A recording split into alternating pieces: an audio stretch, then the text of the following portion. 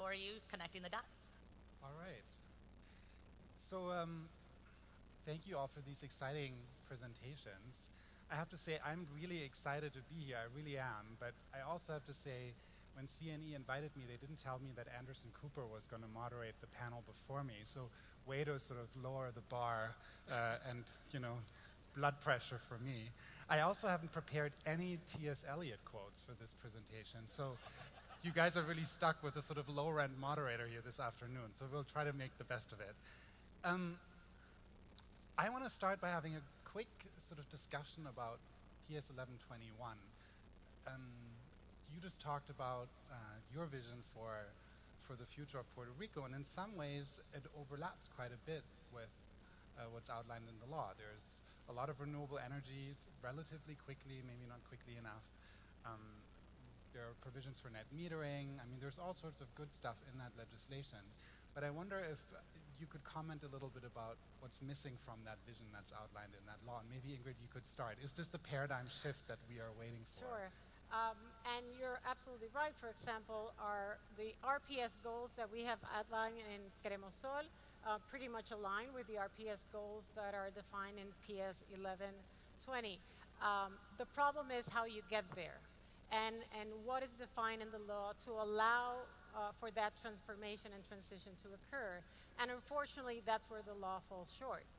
There's a clear path in terms of integration of natural gas into the system that is well defined in that piece of legislation, yet the transition to renewables is pretty much left adrift. So unless there is clear policy to drive that change, there is clear commitment and political will to be able to get there, it might just be another goal that we set and we're unable to attain in Puerto Rico. Gentlemen, you have responses. John, you want to start? We walk through the... I think she said it very well. I don't think I can add anything to that. Yeah, I would say the PS 1121 includes provisions around the dual fuel capabilities for all generators. And that is, I think, very clearly an indication of leaving the door open for natural gas.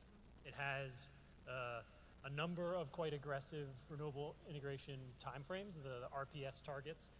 I will note that there's some inconsistency. As you dig deeper into the text, there's still a little bit of inconsistency there, which I think can get clarified. But that absolutely is a room for improvement there, for sure.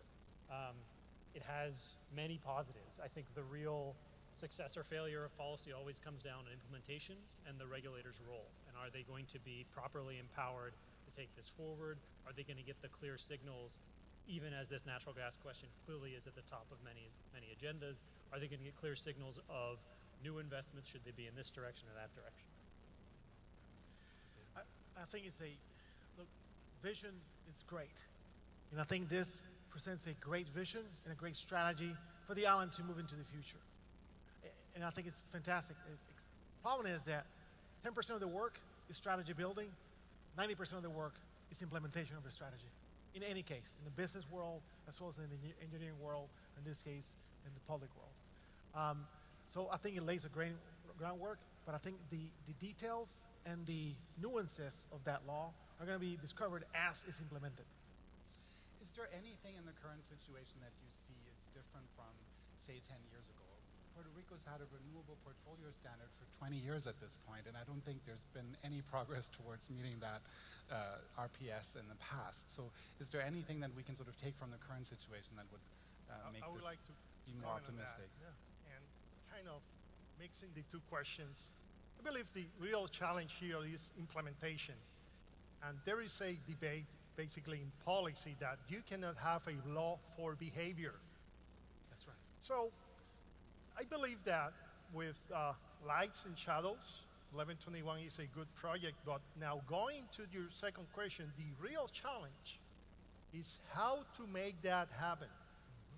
And we have a place, which is our Energy Commission, where the participation of all stakeholders is important.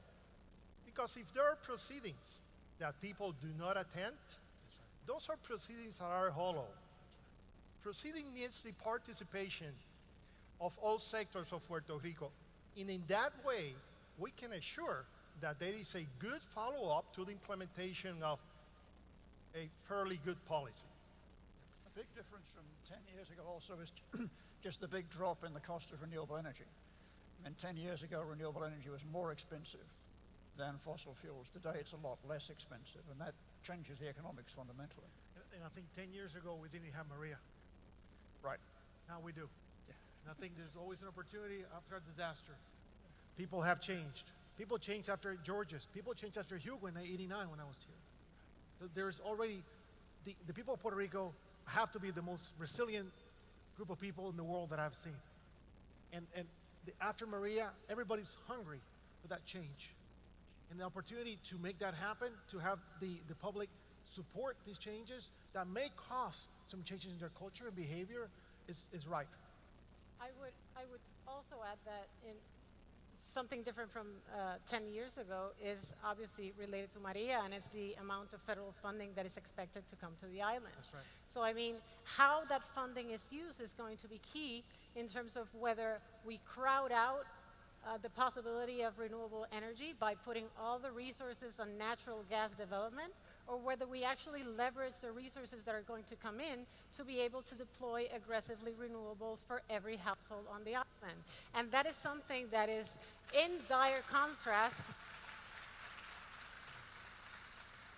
with the private Plants are structure that is being promoted, because Law 1121 is a byproduct of Law 120, which is the privatization law. So if you look at the privatization law and how it's planned to be deployed, it is planned to be deployed on the basis of federal funding. So you were mentioning in your presentation, well, Puerto Rico doesn't have funds, or maybe enough funds to be able to deploy renewables, and maybe you need private investment. And I think you do need private investment, but you need to be able to use the federal funding that is coming to the island effectively and intelligently to move forward on renewable energy. And I think that's an important change that we're seeing right now. I want to talk about privatization in a minute, but before that, I have a burning question that's been asked 3 times today already, and I don't think anyone has answered it. So if we are targeting 60% renewables by 2040, we still have 40% of generation capacity left that somehow needs to come from somewhere else. I know there's an LNG conference downstairs happening right now. What are the other 40%? I think no one's really given me a clear idea. What are your views on this? I would like to clarify something on that. Achieving just 20%, that means that we'll achieve 100% 20% of the time. That's right. So if we achieve 20% fairly quickly, that means that Puerto Rico will be 100% from 10 to 3 o'clock. That will be the first step to move further. And that should be the way that we should tackle this problem. I think another way of looking at it also is that we can't just look at the percentages as an absolute. Because if we're talking about 40% of a lower demand, then we have actually progressed in our goal to attain 100% renewable energy. So if we are able to implement immediately efficiency, conservation, demand management, that will obviously lower the total generation needs for the island, and then 50% might actually be a bigger chunk than what we're seeing today if we just take what we have and continue to take that as the basis. So I would say, look, you still need a hybrid system. You still need a hybrid system. There's no way you can just flip the switch and tomorrow we're all renewable, right? So it is true. I mean, if we have goals of 20% and then 40% and then 60%, I mean, reaching 100%, you're still going to have another source of energy. That's just reality of the case, and we all have to accept that. But as well, change the behavior to lower that footprint that we currently have. I mean, Puerto Rico is around 3,000 megawatts per day. It's actually 2,700 or so. By the way, that's in the current system now, right? That's not including the changes into more LED lights, into other more efficient systems in the home. Plus, that's also not including new industry that we're trying to attract to Puerto Rico to bring more jobs, which will require more power too. So we have to balance the two in order to achieve those numbers. I think one way I would approach this too is to say, number one, our experience from the mainland is that the renewable standard acts as a floor, not a ceiling. And in many cases, utilities have gone past the requirements because it turned out to be cheaper. That's right. It's been true in Minnesota, many other states. And then the second thing would be, I mean, we're taking this incrementally, so at each increment, ask yourself the question, what's the cheapest thing that we can do? And what I heard Jeffrey saying clearly is the renewables are the cheapest thing. I heard that from Roy, I've heard it from everybody. And so the idea that we would invest an enormous amount of money in an alternative imported fuel infrastructure at a time when every increment is likely to be cheaper to be renewable seems really silly. Yeah, that's totally correct. Yeah, yeah. If I could add briefly to that, the hierarchy here is quite clear, right? You have heavy fuel oil and diesel run in very antiquated PREPA units.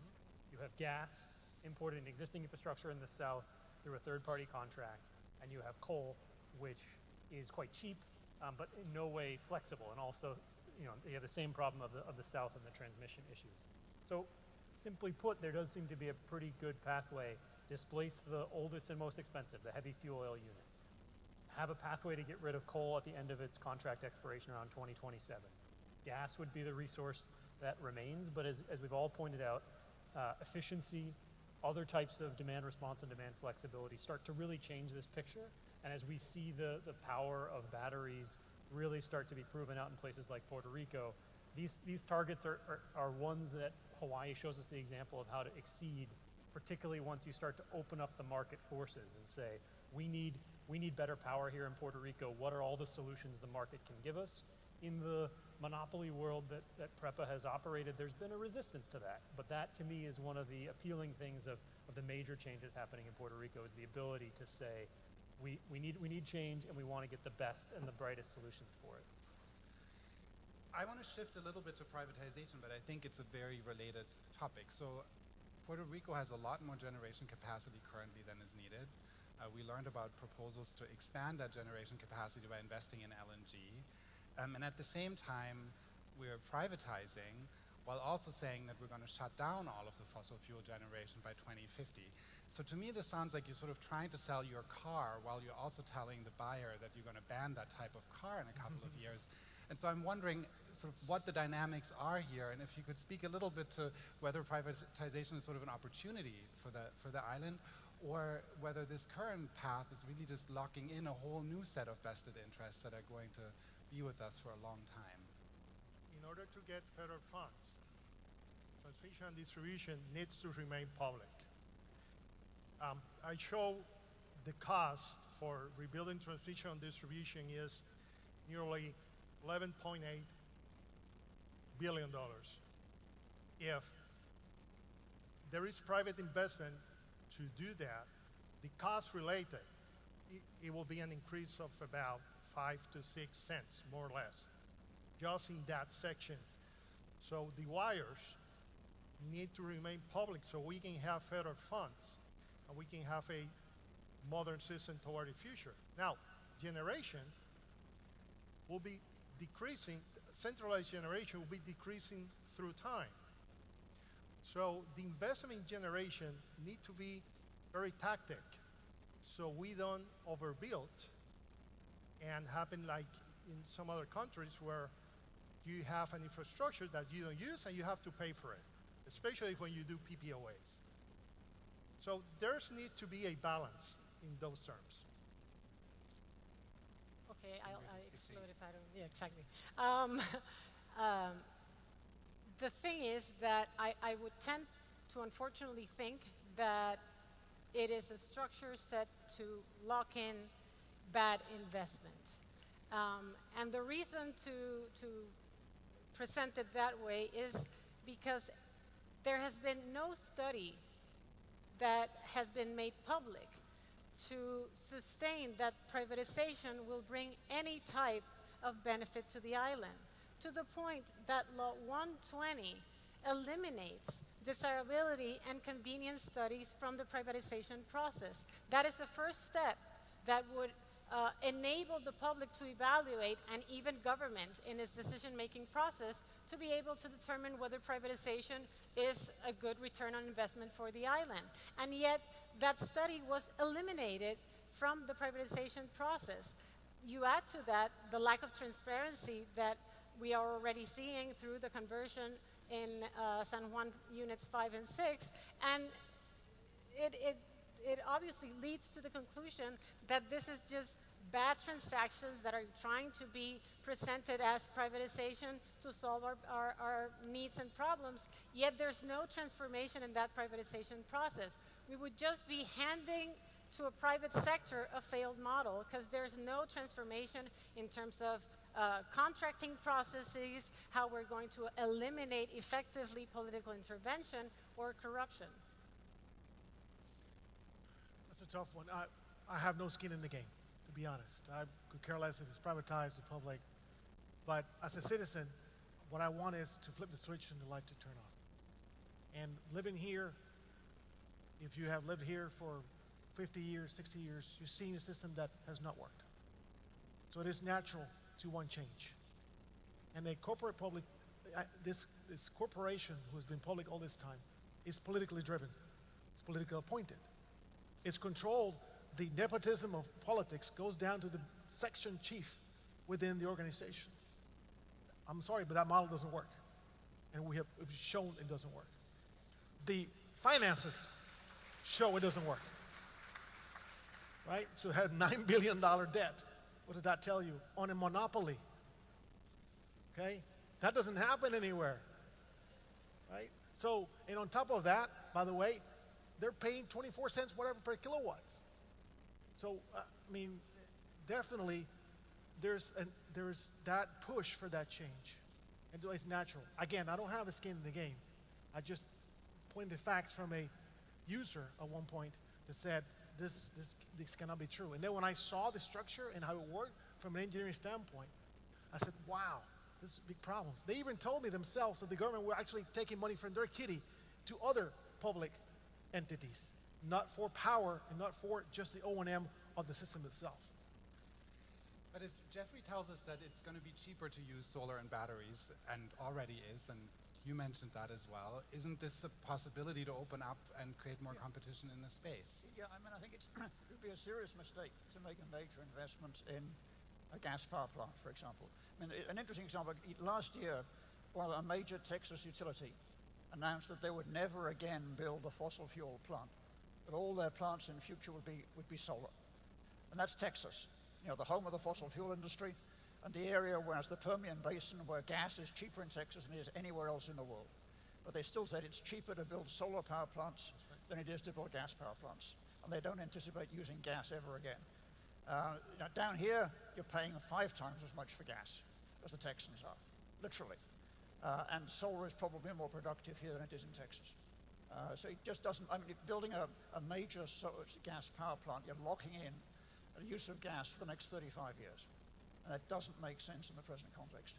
Also, you could get a solar power plant built and up and running faster than you can get a gas power plant up. You know, you can get, I mean, it's an interesting story. India last year built the largest solar power plant in the world, just under 1 gigawatt, and they got it up from start to finish in 7 months. Wow. I mean, there's no other kind of power plant you could get up from start to finish in 7 months. Wow. And a gas power plant would take 2 or 3 years. Absolutely. You know, coal would take 5 or 6 years, nuclear would take 10 years. I'd be interested in just I think this question of technology is very exciting because when it comes to trying to decide what is inexpensive for the island, it's very easy to see the results. We have a model of it. We know how much it costs in different places. I think this issue of accountability and the attractiveness of privatization is much more difficult because you have I completely sympathize with the sense of we have to change something, and there's no question about that. I worry, having worked in regulatory proceedings in many different states in the U.S., that you're putting essentially all your trust in that this regulatory commission, which is relatively new, will be able to preserve the public interest. Tomas mentioned, you know, we need the public to show up there. Well, if half the island is in poverty, those folks don't have time to come represent their interests at a public regulatory commission, whether it's a public or a private utility. And so I think your solution to this issue of accountability in part has to be to break up the power centers to make sure that there are many different competing interests. This is why, for example, community solar in Minnesota has been very exciting, because we now have lots of interests that compete with the utility at the regulatory commission, at the legislature, to talk about the opportunities in the market. That is a true statement. However, this is a full conference. If we have a regulatory proceeding like this, don't tell me it will not have an impact. We'll just have to bring Anderson Cooper to the So it seems like the major concerns here that if anyone's going to buy these assets, it's going to have to come with a promise of long generation times, and that is exactly in contradiction with PS 1121. I want to shift the debate a little bit and talk about renewables, since we're here to talk about the transition. And there are many different kind of approaches, and you've talked about some of them. If we think about community solar or residential solar, one of the worries that I always have is that it enables people with resources to cut the cord and invest in generation. I was here last March and I was just overwhelmed by the amount of advertising around town for batteries and solar and generators. And so how do we create a system in which we allow people and encourage people to make these investments, but also encourage them to benefit everybody else and make sure no one is left behind? Who would like to start with that? It's an easy one to solve. I'm going to jump in on this simple question. I mean, this equity issue is at the core of a transition, and one in which having the resources today and being able to then invest first in resources that, as we've heard, are the optimal for the island, you run the risk of 5 years down the road, you say, where are all the solar and batteries? They're all in the rich people's homes. From what we've seen across islands, across many other jurisdictions, there isn't a single silver bullet. In general, that's true for a lot of these discussions. There isn't a single silver bullet that says this solves that equity issue. We do find is that when the commissions and all the relevant stakeholders have in advance said, how do we engage with our low-income communities? How do we give them support to be increasingly owners? Ownership is one of those, you can say, well, you're a beneficiary, but you're not an owner. I think when you talk to many communities, they say, it actually matters to us to be an owner. Ownership has a real sense of pride and participation in a different way than certainly what we've seen interactions with PREPA in the past. So what we think is that starting that dialogue early to say, with the communities, what does the right interaction look like? Are you going to want to participate in this different way? How do you want to be informed? That's the foundation you need to build in the right direction, so you don't end up further down the road saying we've embedded essentially the same social problems into the energy sector in a very quick way. That certainly can happen here in Puerto Rico.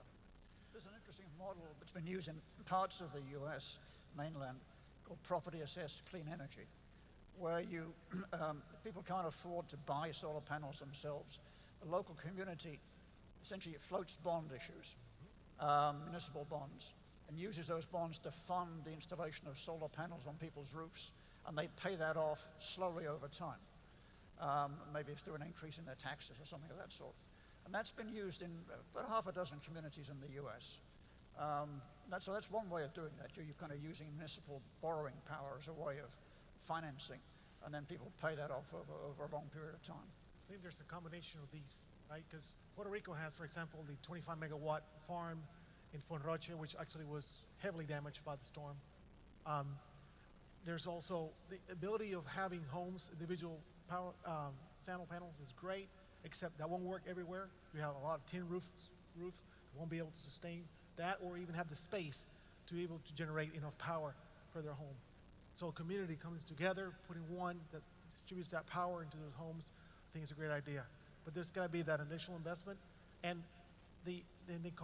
also the public housing that pays no taxes, pays no power, no water, right? How then you bring into the fold that to provide that kind of power generation?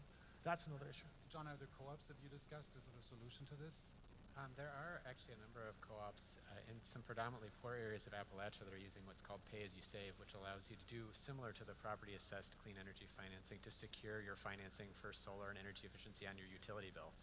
Now that is the presumption there is that your utility is acting in the public interest and also has the capital in order to provide that resource. Although my understanding is that many of them are financed with USDA, and that money could be available in Puerto Rico in many parts of this territory. Because of the fact that the financing rules would apply, and it's very low-cost financing. So if you had a functional utility that was able to provide that and was not limited by other interests, I think that would be a very interesting possibility.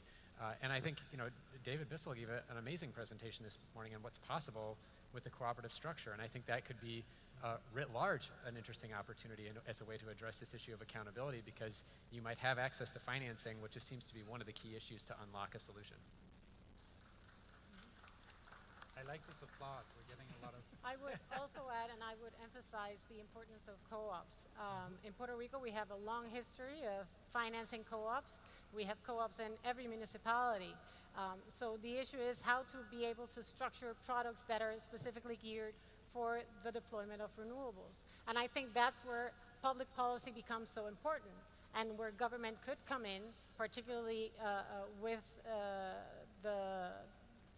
the expectancy of these federal funding that's coming because of Maria, and use that funding perhaps to provide greater security to our co-ops to be able to design those products for low-income communities.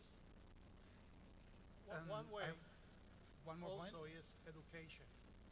Because, like John mentioned, Puerto Rico, half of the population, in fact, 44.9% of Puerto Rico's population lives under poverty levels in accordance to federal standards.